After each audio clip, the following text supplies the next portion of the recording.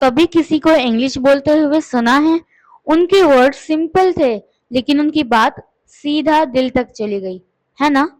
ये magic grammar का तो नहीं था, ये था स्टोरी टेलिंग और इमोशंस की पावर। इंग्लिश में अगर तुम चाहो तो फैक्ट्स को भी बोल सकते हो, पर जब तुम स्टोरी बोलते हो तो लोग सिर्फ सुनते नहीं, फील भी करते हैं। आज है डे 26 और आज हम सीखेंगे कैसे तुम्हारे वर्ड्स को एक कहानी की तरह फ्लो करना है, ताकि हर सेंटेंस में इमोशन हो, रिदम हो और इम्पैक्ट हो। तो रेडी हो ना तुम अपनी इंग्लिश को सिर्फ क्लियर नहीं बल्कि कैप्टिवेटिंग बनाने के लिए? Let us get started. Welcome to the power of story telling and emotion. Let us begin. So the power of story. Ever meet someone whose words were simple yet unforgettable? Great English speakers don't just speak, they paint emotions with words. They don't recite, they reveal. They don't inform, they inspire. कभी किसी को सुना है जो simple words में बात करता है फिर भी उसकी बात याद रह जाती है?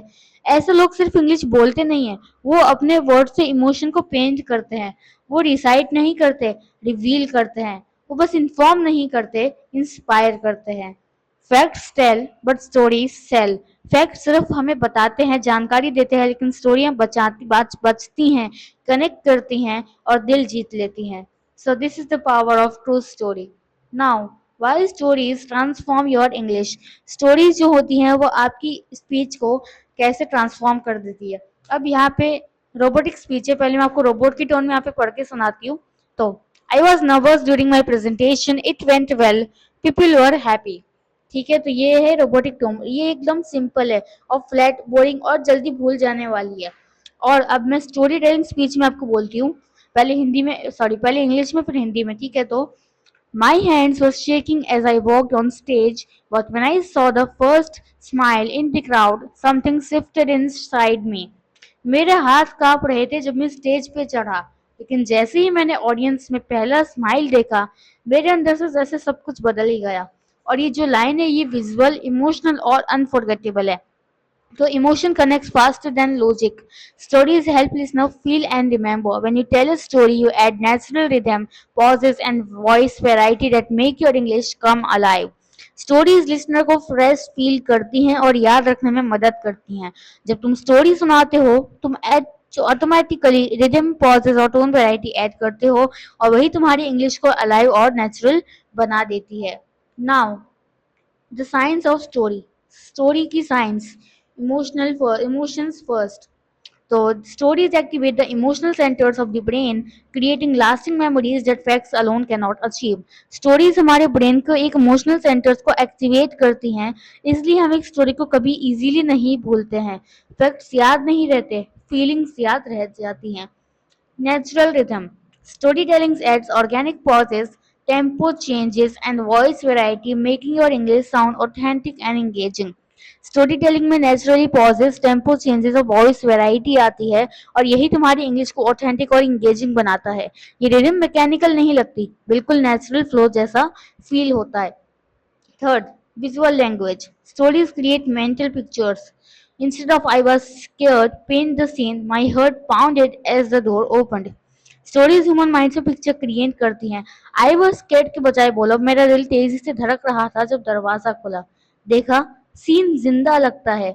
यही होती है the magic of story telling. इसी को कहते हैं स्टोरी टेलिंग का magic. Now the 3 part story formula. हर अच्छी कहानी, every great story from cinema to conversation, follow the simple structure, master it, and you will speak like a natural storyteller in English. हर अच्छी कहानी, चाहे film हो या एक नॉर्मल बातचीत, एक सिंपल स्ट्रक्चर फॉलो करती है। अगर तुमने इसे मास्टर कर लिया तो तुम अपनी इंग्लिश में नेचुरल स्टोरी टेलर बन जाओगे। पहला करना क्या है आपको? Start the hook. हुक से शुरुआत करो, मतलब ओपन विद इमोशन और a question that captures attention immediately. अपनी स्टोरी को इमोशन या एक क्वेश्चन से शुरू करो जो तुरंत ही अटेंशन ले ले। For example, have you ever felt completely invisible? कभी ऐसा महसूस हुआ है जैसे तुम पूरी दुनिया से इनविजिबल हो जाओ, यानी गायब हो जाओ? ये लाइन क्यूरियोसिटी क्रिएट करती है। Second, middle, the conflict. Describe the situation, the challenge, the moment of tension. यहाँ सीन और चैलेंज बताओ, वो मोमेंट जहाँ टेंशन या स्ट्रगल फील की हो। मैं वहाँ खड़ा था एग्जाम्पल के तौर पे, ठीक है, मैं वहां खड़ा था, वर्ड्स गले में अटक गए और सब लोग इंतजार कर रहे थे। ये पार्ट लिसनर को इमोशनली पुल करता है। और and the resolution, share the learning, the transformation, the emotional truth. अपनी स्टोरी का लर्निंग के रियलाइजेशन शेयर करो, वो इमोशन सब कुछ बदल देगा। Example, that is when I realise silence can speak louder than words. तो तब ही मुझे समझ में आया कि कभी कभी साइलेंस भी वर्ड से ज्यादा बोलता है। तो ये होती है आपका सिंपल स्ट्रक्चर। सबसे पहले हुक से शुरुआत करो, फिर बीच की लाइन में सिचुएशन को डिस्क्राइब करो और लास्ट में अच्छी बात से एंड करो ताकि लोग अच्छे से समझ सके। ऑल राइट, नाउ अब यहाँ हम तो एक छोटी सी स्टोरी पढ़ने वाले हैं जिसमें भी आपको बहुत ही ज्यादा मजा आएगा। तो चलिए बिना किसी देरी की स्टोरी पढ़ते हैं। तो पहले इंग्लिश में पढ़ूंगी, उसके बाद हिंदी में पढ़ूंगी, हो सकता है इंग्लिश में पढ़ने में ही समझ आ जाए। तो story that breathes. I still remember the first time I spoke English in public. My voice trembled as I began, and I could not feel. I could feel every eye in the room. But halfway through, something changed. A woman in the third row smiled at me, really smiled, and suddenly the words flowed. By the end, people were not just listening; they were with me. That is when I realized emotion is stronger than fear. तो यहाँ पे इसमें ये लिखा है कि मुझे आज भी याद है जब मैंने पहली बार पब्लिक में इंग्लिश बोली थी। शुरू में मेरी आवाज कांप रही थी और हाँ, हर आंख मुझे ही देख रही थी। लेकिन बीच में एक लेडी ने स्माइल की, एक जेन्युइन स्माइल थी, और उस मोमेंट के बाद सब कुछ बदल गया। वर्ड्स अपने आप निकलने लगे और एंड तक लोग सिर्फ सुन नहीं रहे थे, फील भी कर रहे थे। तब मुझे समझ आया कि इमोशन फियर से ज्यादा पावरफुल होता है। Notice the rhythm. Rhythm notice की the pauses, the visual details. This is how you transform simple words into an experience. इसी तरह से आप simple words को मजेदार चीजों में ट्रांसफॉर्म करते हैं। यही होता है स्टोरी टेलिंग का मैजिक। नाउ अब हमारे पास और क्या है? हाउ टू, यही है ना? हाँ, you your turn to tell. अब आपकी बारी है। The challenge, tell a 1 minute story about a real moment in your life. आपकी रियल लाइफ के बारे में कोई भी अगर स्टोरी है, चाहे खुशी की है या डर की है, सरप्राइज की है, सक्सेस की है, उनमें से कुछ भी चूज करो जो आपको सही लगे। मैटर क्या है? Don't think about grammar. Grammar के बारे में मत सोचो, ग्रामर को भूल जाओ। Think emotion, rhythm and voice energy. Emotion, rhythm और वॉइस एनर्जी के बारे में सोचो। Use the 3 part formula. जो ऊपर हमने 3 part फॉर्मूला देखा हुक, कॉन्फ्लिक्ट और रिजोल्यूशन का, उसको अप्लाई करके एक स्टोरी बनाओ। और प्रैक्टिस कैसे करोगे? खुद को रिकॉर्ड करो, वापस से सुनो, और ये नोटिस करो कि कहाँ पे आपकी वॉइस राइज हो रही है यानी बढ़ रही है और कहाँ पे आपकी आवाज नीचे गिर रही है। इसी से आपकी स्टोरी टेलिंग बिल्कुल परफेक्ट होती है। Now, how to sound like a natural story teller. एक नेचुरल स्टोरी टेलर की तरह हमको साउंड कैसे करना है? तो मास्टर दी पॉज। तो use natural pauses after emotion heavy sentences. ठीक है, silence gives your word space to land and lets the feeling sink in. तो यहाँ पे बोला गया है कि इमोशन हैवी सेंटेंसेस के बाद थोड़ा रुकना सीखो। ये छोटी सी साइलेंस तुम्हारे वर्ड्स को इम्पैक्टफुल बनाती है और लिसनर को फील करने का टाइम देती है। Very your tone, speak like music. High for excitement, low for reflection, rhythm for engagement. Your voice should dance, not march. तो अपनी वॉइस को एक म्यूजिक की तरह यूज करो। हाई पिच एक्साइटमेंट के लिए, लो पिच रिफ्लेक्शन के लिए, रिदम ऑफ फ्लो मेंटेन रखो ताकि तुम्हारे वर्ड्स डांस करे, मार्च नहीं। Third, smile when you speak. A smile changes your voice warmth instantly. People can hear when you are smiling even over the phone. Smile करते हुए बात करने से तुम्हारी वॉइस ऑटोमेटिकली वार्म और फ्रेंडली लगती है। People actually hear your smile even अगर तुम फोन पे हो। Fourth, connect with eyes. Eyes contact करना जरूरी है, whether on stage on video. Eye contact creates emotional connection. Look at your listener like you are sharing a secret. Stage हो या camera, eye contact listener को साथ emotional bridge बनाता है। ऐसे देखो जैसे तुम अपनी स्टोरी किसी दोस्त से शेयर कर रहे हो, जैसे एक सीक्रेट बता रहे हो। Now, stories are not told, stories are felt. Stories जो है वो सिर्फ बोली नहीं जाती, वो महसूस कराई जाती हैं। When you speak with emotion, your English becomes unforgettable. You are not just communicating information, you are creating an experience that lingers long after the world fades. तुम सिर्फ इंफॉर्मेशन शेयर नहीं कर रहे।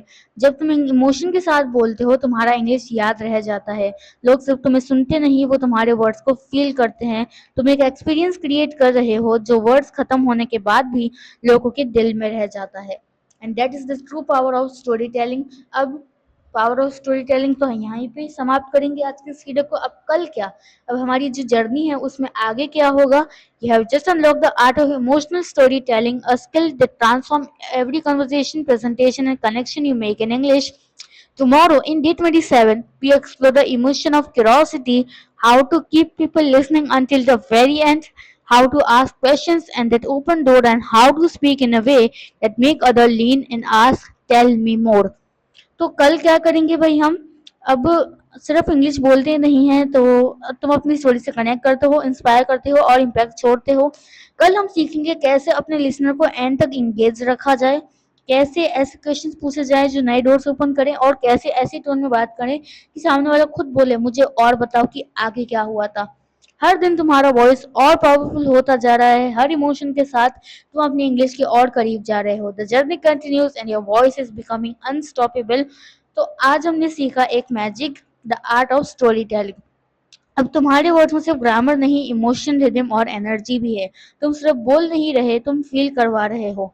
हर स्टोरी में एक बीट होती है, हर emotion होता है, और जब तुम इंग्लिश से बीट को पकड़ लेते हो तो तुम्हारा इंग्लिश एक परफॉर्मेंस बन जाता है। रिमेंबर दिस, पीपल में forget words but they will never forget how you made them feel.